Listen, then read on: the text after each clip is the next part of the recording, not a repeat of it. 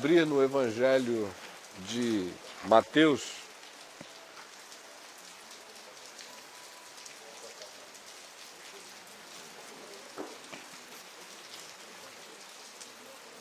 no capítulo 18,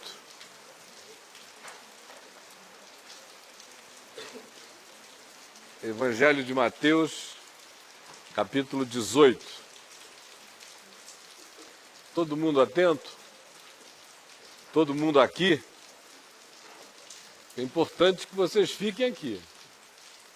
Se vocês não ficarem aqui, não tem reunião, entendeu? Então é aqui. Não nessa geografia, é num aqui de consciência, sem o qual tudo é desperdício. Então, por favor, fiquem aqui. E aqui no Evangelho de Mateus, no capítulo 18, a gente lê no verso 35, uma das mais estranhas palavras de Jesus. Porque olhem só o que ele diz no verso 35 de Mateus 18. Assim também meu Pai Celeste vos fará, se do íntimo não perdoardes cada um ao seu irmão.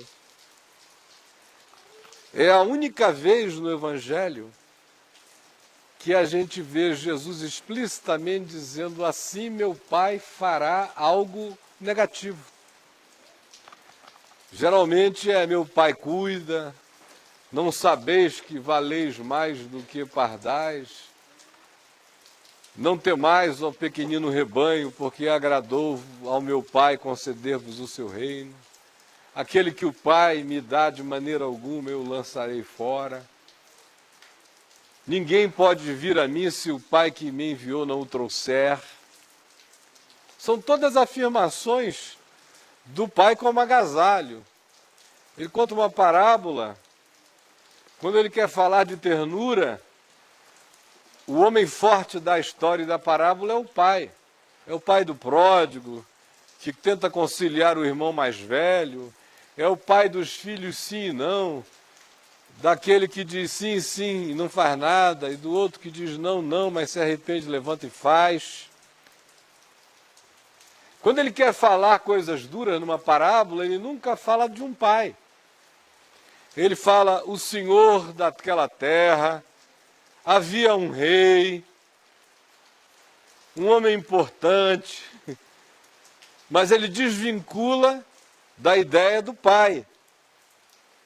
Aqui, porém, é o único lugar no Evangelho onde ele coloca o pai fazendo uma coisa negativa.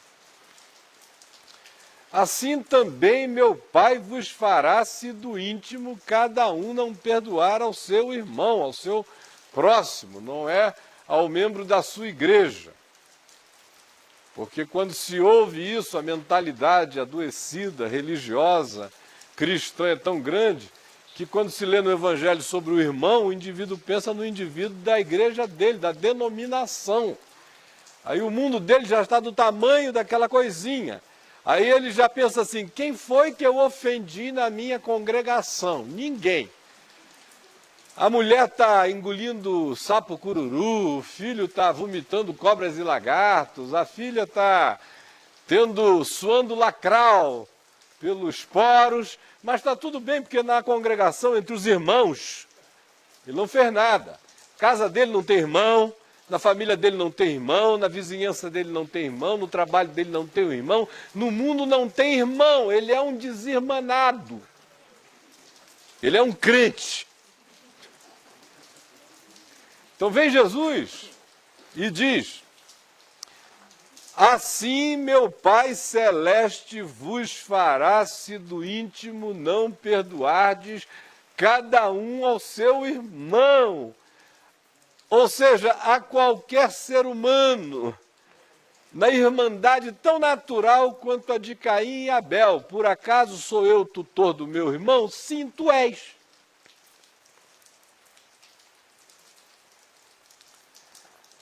Aí a gente pergunta, mas em relação a que é que ele disse essas palavras de que o Pai Celeste vai fazer? O que é que o Pai Celeste vai fazer? Ele usa a imagem do homem forte, de um rei. Mas aqui embaixo ele conclui a parábola dizendo: assim também meu Pai Celeste vos fará, se do íntimo não perdoardes cada um ao seu irmão. E aí ele vincula a decisão do Pai Celeste à decisão que o rei da parábola tomou. E que decisão foi essa que o rei da parábola tomou? Na parábola, um determinado rei resolveu ajustar contas com os seus servos. Resolveu botar os tributos em dia. E mandou chamar todos os credores do reino para se apresentarem. E na fila dos endividados, aparece um indivíduo que deve uma grana preta ao rei. 10.000 talentos. É um número propositalmente exacerbado para significar a grandeza da dívida desse indivíduo para com o rei. E ele, não tendo como pagar, o que fez? Não ia fugir, se tornar um fugitivo do reino. Não tinha como pagar. Ele passou peroba na cara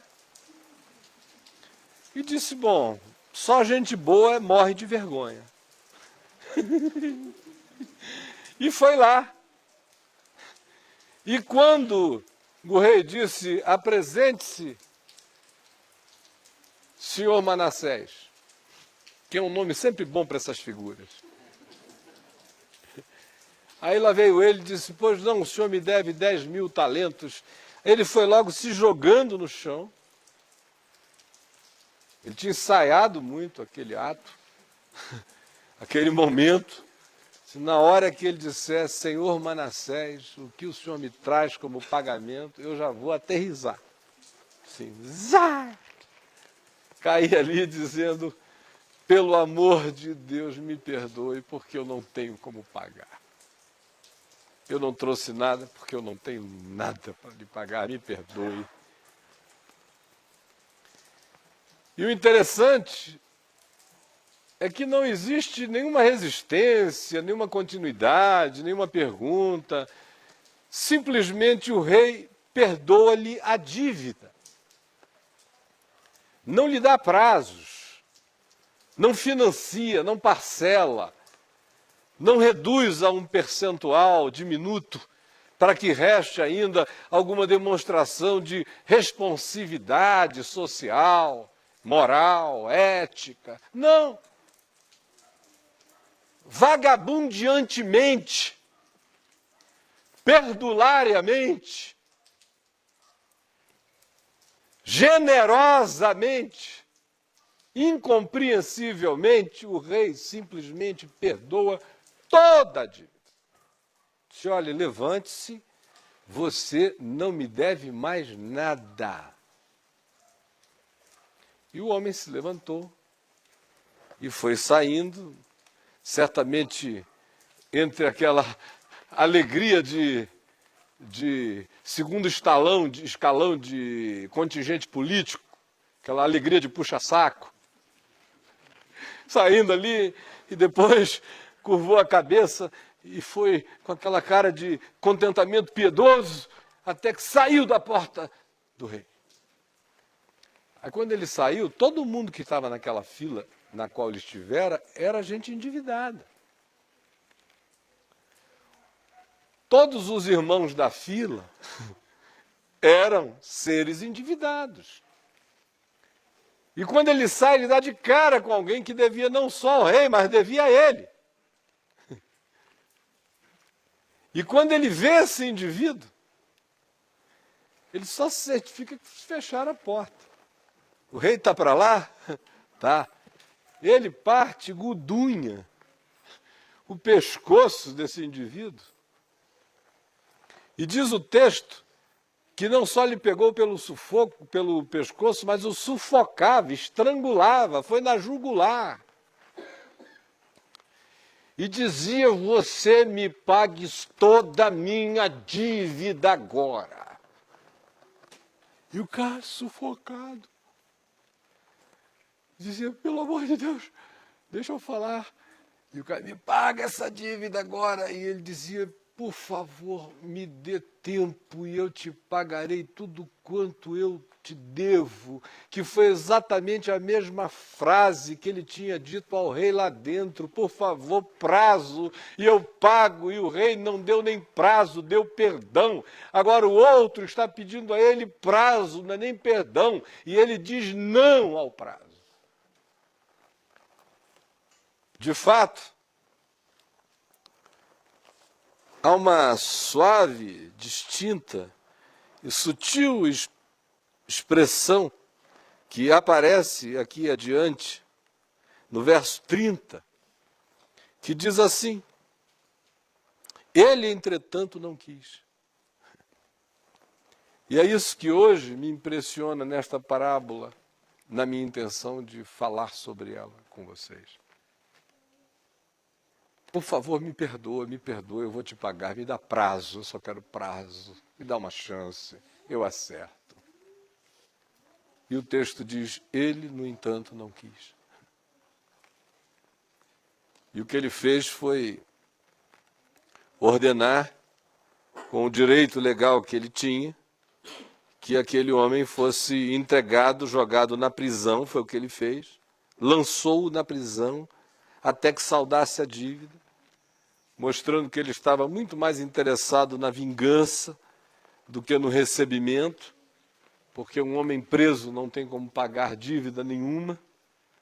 Se a intenção dele fosse receber alguma coisa e não humilhar o próximo, no mínimo ele lhe teria dado tempo, prazo e liberdade, porque aprisionado é que ele não teria como ressarcir.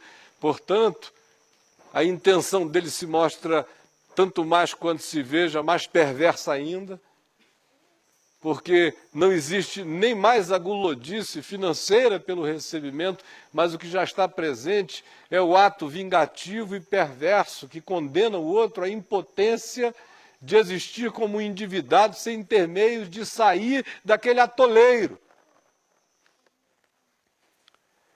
Aí o que aconteceu? O texto diz que os seus companheiros viam o que tinha passado. E essa é uma outra expressão sobre a qual eu queria pensar com vocês hoje à noite. Vendo, pois, os seus companheiros o que tinha acontecido, foram e falaram ao rei. Falaram ao rei. E o rei então o chamou de volta.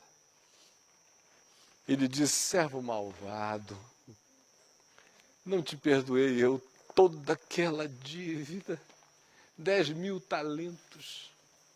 Como é que tu enforcas, oprimes e lanças no cárcere um homem que te devia infinitamente menos? E não tiveste a capacidade de estender, nem que fosse por malandragem, se não fosse por bondade, um pouco de graça a ele. Mas porque tu não soubeste tratar o teu próximo com a graça com a qual eu te tratei, porque tu não soubeste dizer: perdoa as nossas dívidas, assim como nós perdoamos aos nossos devedores, eu te envio agora para o cárcere, entrego-te nas mãos dos verdugos, e tu serás maltratado e torturado no cárcere, não sairás de lá até que tu pagues o último centavo. Então Jesus vem e diz: em verdade eu vos digo, que assim meu Pai Celeste vos fará, se do íntimo não perdoardes cada qual ao seu irmão. É esse Deus de graça, de perdão, que fará isto. E a pergunta é: ele fará isto Não, ele apenas deixará que o curso natural das coisas leve você até isto. Porque quem está fazendo isto é quem isto está fazendo com o próximo. E não há apelação. Não há cartas de alforria, não há leis casuísticas, não há exceções. A declaração que aqui está feita não abre espaço para poréns, apenas está dito. É assim que é. Você pode chegar com a maior dívida do mundo.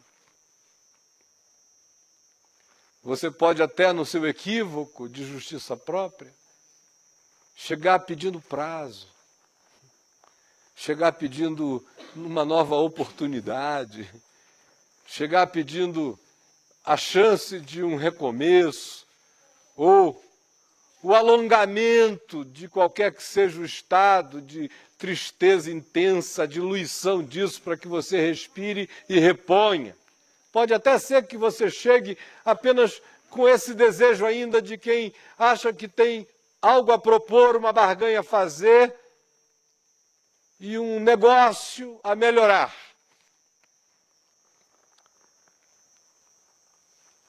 Mas o que Jesus disse que nós não devíamos fazer, ele o disse porque não é assim que ele faz. E o que que ele disse? Ele disse: a ninguém empresteis coisa alguma. Se você for fazer alguma coisa, dê. Você pode até entregar sem dizer que está dando, mas no seu coração doe quando você emprestar. Ou não empreste. Simplesmente porque com Deus não existe empréstimo. É por essa razão é que ele diz: dê. Explicitamente, loucamente, desvairadamente, dê. A ninguém empresteis coisa alguma. Antes, dá. Porque esse é um princípio de tudo quanto seja princípio de vida. Porque o Pai Celeste não empresta, não alonga prazos. O Pai Celeste perdoa. Perdoa-me, perdoado tu estás. Ele não diz: olha, perdoei aquela parte da dívida, esta outra não. Estou analisando o caso. Perguntarei aos auditores, verificarei o nível da irresponsabilidade nessa situação específica. No mais, perdoado tu estás, não existe isso. O Pai Celeste não empresta, o Pai Celeste dá, ele é graça. Graça não empresta, graça dá. Não existe empréstimo na graça. Graça que empresta não presta. Pai Celeste dá. Mas ainda que o cara chegue no equívoco pagão de dizer: me empresta, ele vai receber a graça que dá, que perdoa, definitivamente, que diz: hoje mesmo estarás comigo no paraíso, que resolve a parada num átimo, no momento, passa da morte para a vida, da culpa para o perdão, da condenação para a absolvição. É instantâneo, é fé, é apropriar-se, é crer na declaração do rei, que diz: tu estás perdoado. Ou é como os milhares de pequeninos que creram na palavra de Jesus, que lhes disse: filho, filha, estão perdoados os teus pecados. Agora, do momento em que entra essa consciência de perdão na gente, no momento em que eu chego e celebro a graça de Deus, que não me fez empréstimos, não me fez propostas, ao contrário, disse: está consumado, tetelestai, está pago. E também no mesmo momento em que a minha interpretação disso não seja moral nem comportamental, porque se ela for moral e comportamental, eu nunca vou achar que eu tenho débito algum com Deus, provavelmente. Eu me torno um fariseu, que digo: eu dou o dízimo, eu não quebro o 7º mandamento, Eu, para todos os efeitos, não tenho Deus nenhum, só um Deus. Eu não honro o sábado, mas o domingo eu não falto às reuniões. A meu pai e minha mãe, eu frequento as feijoadas e todas as festas da casa e dou presentes a eles. Passo a mão na cabecinha deles. Eu não digo falso testemunho, fofoco um pouco, mas nunca nada legal. Não tem legalidade na minha fofoca. Se for eu chamado em juízo, eu nego tudo e digo que eu não vou prejudicar esse irmão.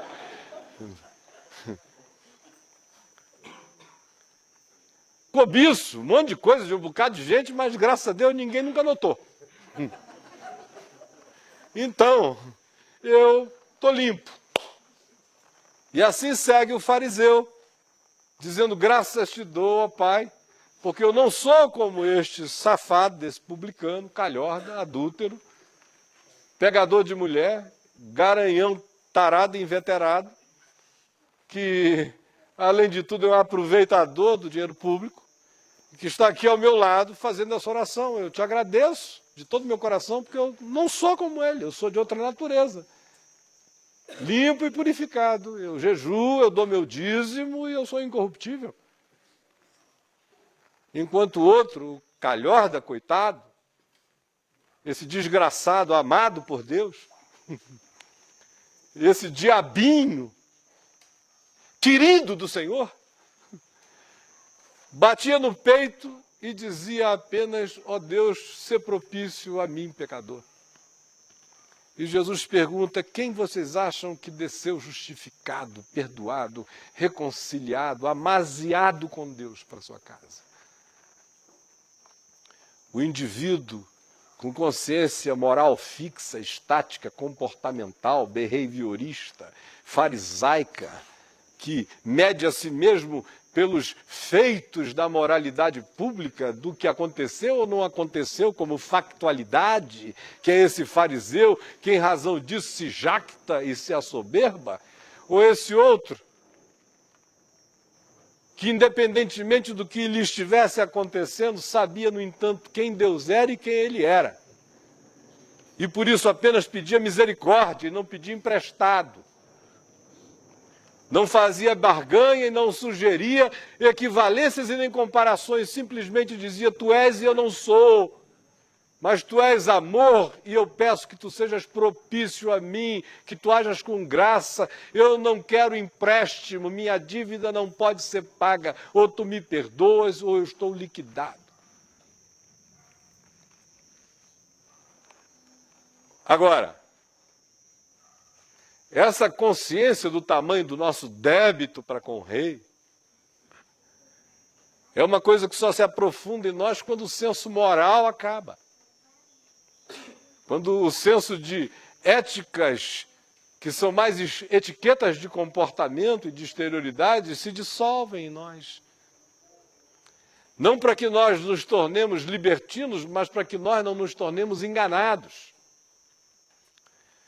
Porque o caminho da cegueira do discernimento, do tamanho e da profundidade do meu débito diante do rei, é exatamente equivalente à capacidade que eu tenha de, em estando livre desses enganos, dessas medições, desses julgamentos exteriores, desses comportamentalismos que servem apenas para empedrar o indivíduo na ilusão de que, como ele existe à semelhança de um manequim congelado numa vitrine de loja, ele é o santo de Deus, embora ele esteja atolado como uma ogiva atômica de todas as porcarias impensáveis da existência, embora ele esteja impregnado de todos os ódios, amarguras, rancores, cobiças, mentiras, vaidades, fantasias, mas como ele não pratica nenhuma delas do lado de fora, ele se sente esse indivíduo para além da necessidade da justificação,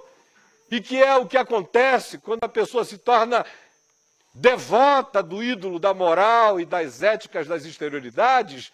Ela ficará cega nesse estado e jamais terá olhos para verificar o tamanho do débito dela diante do rei.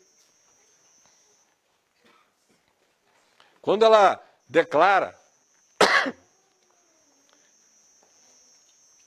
com Paulo, em acordo com ele, que todos pecaram e destituídos estão da glória de Deus, ela faz isso por uma questão de deferência, de educação, de humildade, para não ser arrogante. Porque lá está dito que todos igualmente pecaram e carecem da glória de Deus, mas lá no fundo tem muita gente que não acredita nisso, não. Que esse negócio é para um bocado de outras pessoas, que aquela é apenas uma generalização. Porque eles pegam os mandamentos exteriores e eles dizem, escapei desse. Oh, aleluia, graças a Deus. Posso até chamar a mamãe para dar testemunho. E vai, e tal. Aí pá, aí aqui, esse aqui. Aí ele chega ali no 7º e diz, meu Deus, com todos os sacrifícios do mundo, com um motel instalado dentro de mim, mas até aqui eu me mantive intacto. Aleluia. Ele vai. Quando ele chega na cobiça, ele diz, aqui também não tem jeito, mas é uma coisa tão subjetiva, que como o senhor de fato não está tão preocupado com subjetividades, então eu sei que nessa aqui, faz de conta que eu gabaritei, Jesus, faz de conta que eu gabaritei. Aí o cara vai virando uma pedra. Pedra. E ele fala, todos pecaram e todos carecem da glória de Deus por consideração ao Evangelho. Para não soar arrogante. É para isso. Mas lá no fundo não é assim, não. Os safados estão todos longe dele. Os calhordas não são ele. Os patifes não estão lá. Os injustos, os apressados, os compulsivos no juízo, os de impulsividade destrutiva, os de língua incontrolável, os de privilégio ao devaneio egoísta e hedônico dos prazeres do capricho apenas, são os outros. E aí, cria-se o quê?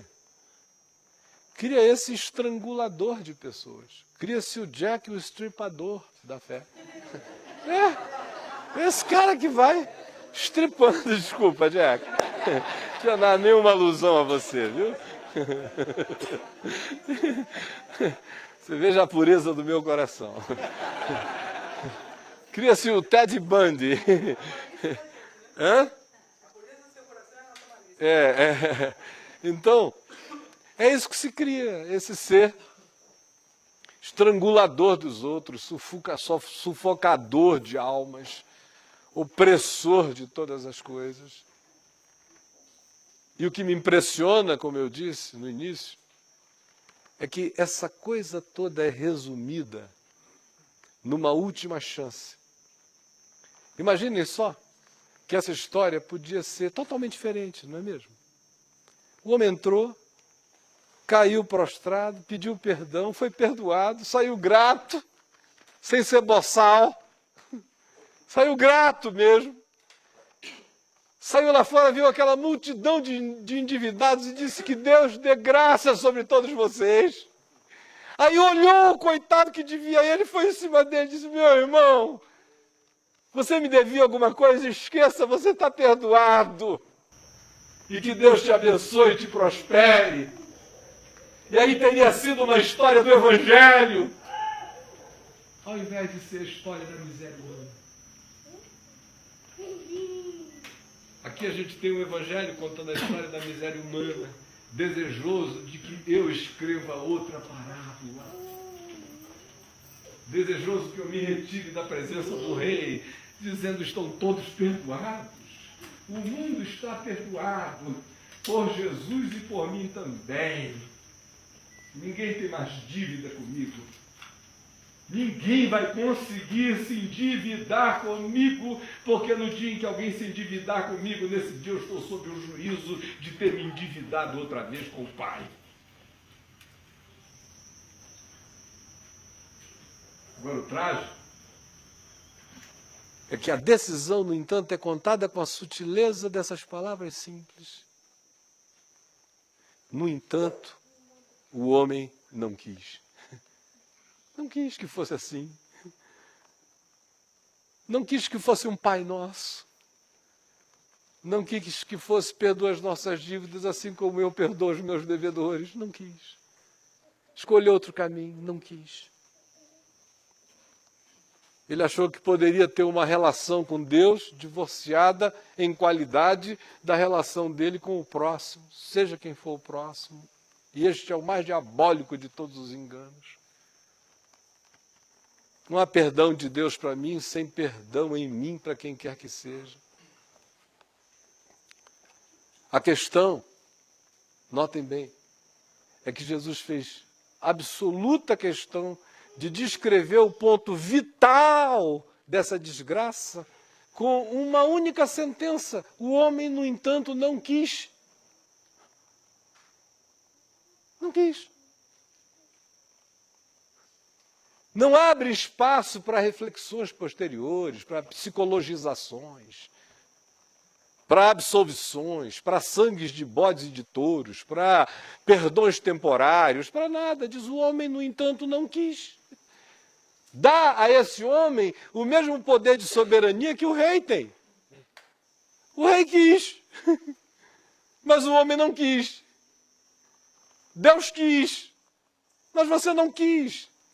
E o que você precisa saber é que o quis de Deus é absolutamente definitivo para te perdoar, quanto o teu quis de não querer perdoar será definitivo para te danar, meu irmão.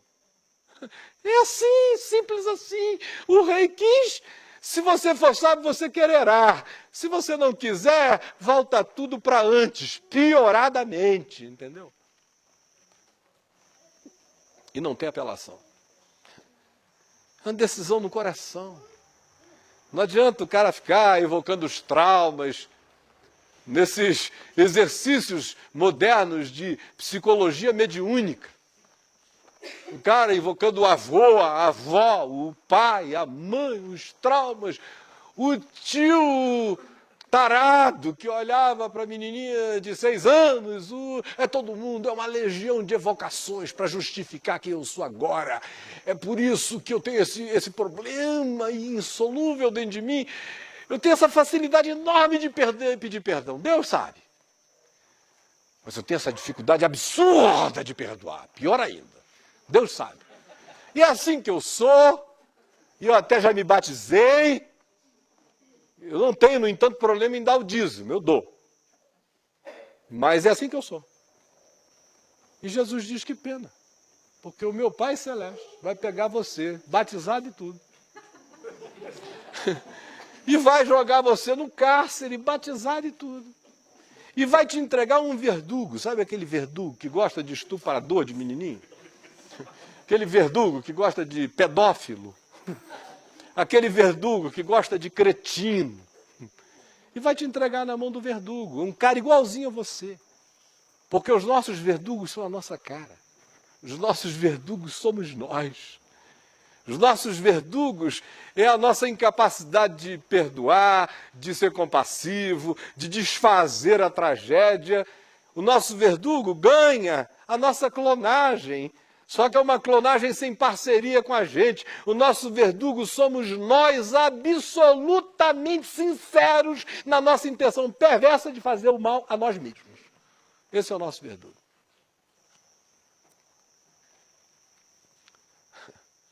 Quem quiser saber como será tratado pelo Pai, veja como trata o irmão. Simples assim, não tem teologia. Não precisa reunir um concílio para decidir isso não, está feito. E o que me impressiona é a sutileza dessa declaração de Jesus, dizendo que os seus companheiros viram isto e foram falar com o rei. A gente fica pensando que pode fazer gestão desse negócio. Que se ninguém vir a nossa facada, se a pessoa não perceber que a gente já está envenenando, botando gotinha todo dia, para ela morrer daqui a 1 ano e 6 meses. Mas ela não está notando que eu estou aqui botando. A gente fica pensando que não tem consequência.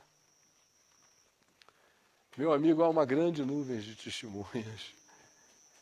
além de que o Senhor é aquele que tem 7 olhos como chama de fogo e que vê e consome todas as coisas, Jesus fez questão de nem ir aí. Ele deixou a coisa no nível mais secundário da informação. As miríades de energias que vazam, de informes angelicais, de revoltas espirituais, de raivas de anjos. Se eu pudesse assim dizer, anjos com raiva de você.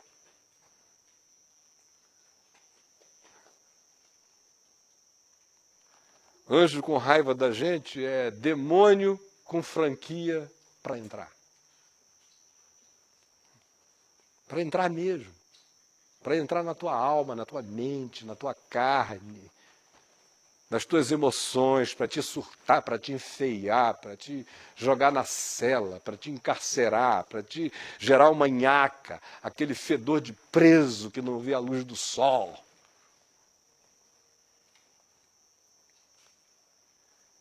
Gera esse mundo psicológico escuro, de sombra, de fantasma, de culpa, de conflito, de ódio, de demônio na noite, de pesadelo, de pânico, de paranoias. Gera um cárcere, com verdugos tão qualificados quanto você na arte de não perdoar, de não dar sossego. Assim também meu Pai Celeste vos fará, se do íntimo, não da boca para fora e não performaticamente, não como declaração farisaica de amores que nada mais são do que inflações de declarações dessignificadas. Não. Assim meu Pai Celeste vos fará, se do íntimo não perdoardes cada um ao seu pai, à sua mãe, ao seu filho, à sua mulher, ao seu marido, ao seu inimigo, ao seu patrão, ao mundo.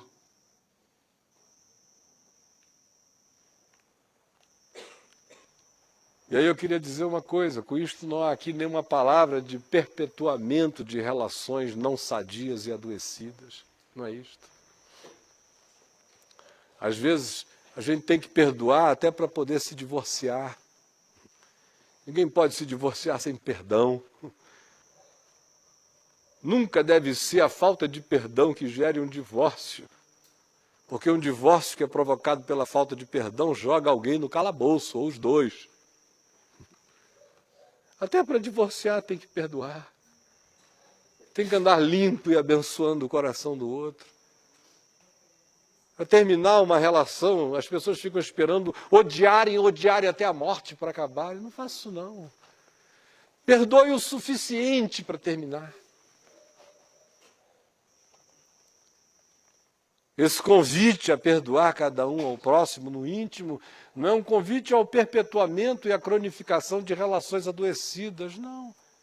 A gente segue o caminho deixando gente perdoada e levando um coração sem mágoa.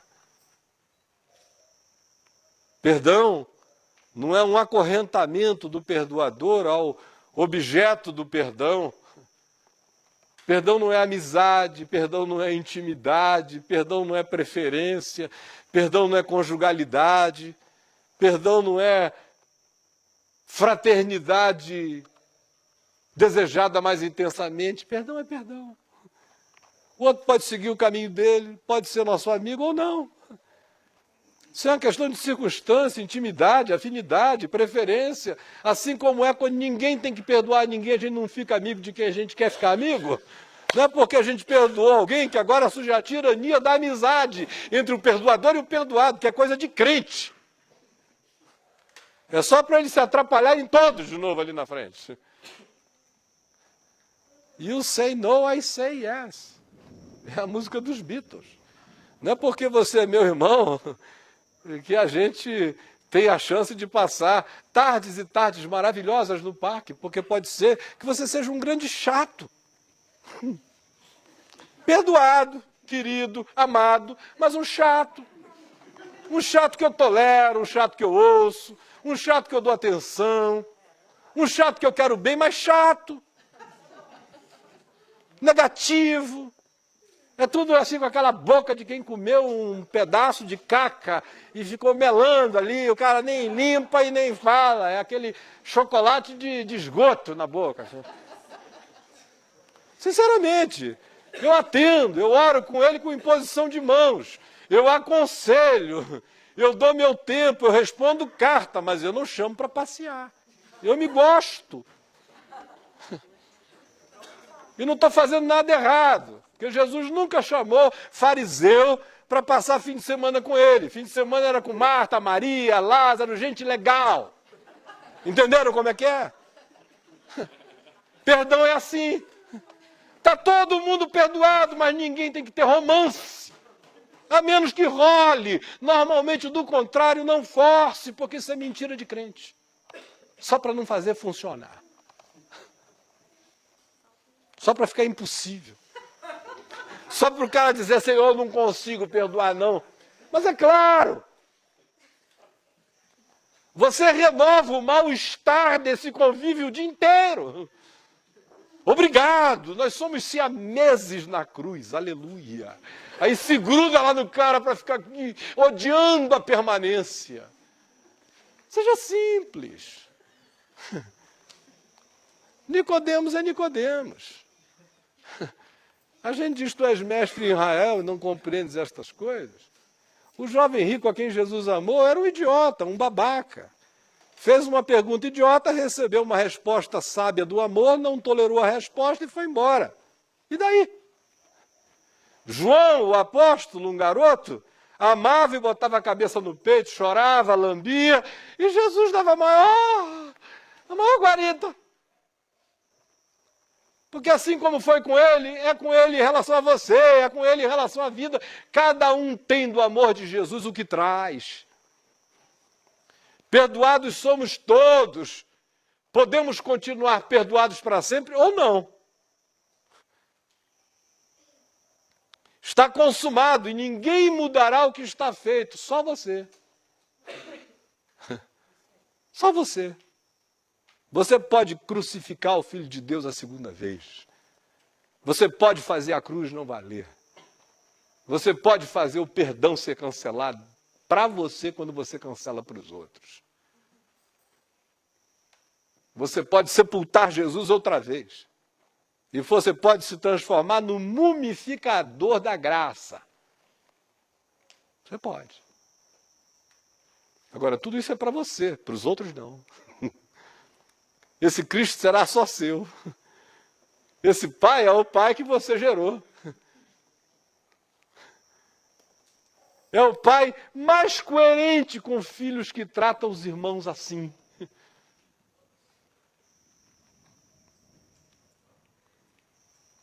Cuidado, porque tem um bocado de companheiro falando por aí. E não é fofoca de crente, é de anjo. A teu respeito. E não esqueça, o que faz a diferença de tudo pode ser resumido nesta simplicidade. No entanto, o homem não quis. No fim, não adianta você querer teologizar em seu favor, dizendo é Deus que efetua tanto querer realizar, e como Ele não me deu o querer, eu não parti ainda para o realizar. Como alguns sem vergonhas têm coragem de me falar. Eu digo, olha meu irmão, em mim já surgiu um querer e uma vontade de realizar enorme, mas uma outra coisa em relação a você. Mas que pela graça dele eu estou controlando. Mas tem gente que chega com esse descaramento paulino para você. Chega. Aí então eu não fui. Ainda estou pedindo convicção do Espírito para ir. Perdoar este irmão. Aí depois não quis. Eu não senti no coração. Para ser piedoso, ele diz assim, eu não senti no coração. Isso eu não quis. E esse quisinho aí faz a diferença entre abrir as salas do reino ou abrir a sala do calabouço. Eu não quis.